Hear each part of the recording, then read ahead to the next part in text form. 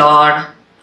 ఒక విలువైన మాట మార్కు రాసిన సువార్త 12వ అధ్యాయము 2వ ఆజ్ఞ, నిన్ను వలె నీ పొరుగు వారిని ప్రేమించవలెను అన్నది 2వ ఆజ్ఞ. మొదటి ఆజ్ఞ, 2వ ఆజ్ఞ రెండు కలిపి ఒకే ఆజ్ఞగా కల్వరి సిలువలో ప్రభు మనకి తెలియజేశాడు.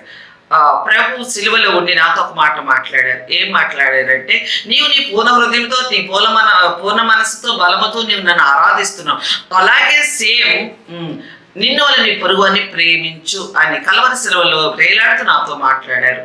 మరి నేను ఆ విధంగా ప్రయాసపడుతున్నాను నా పొరుగు వారి గురించి ప్రార్థించడానికి, నా పొరుగు వారిని నాకు తోచిన విషయంలో ప్రేమను క్రియారూపంలో ప్రేమించడం నేను నేర్చుకున్నాను. యేసు నామమునకు మహిమ కలుగును గాక.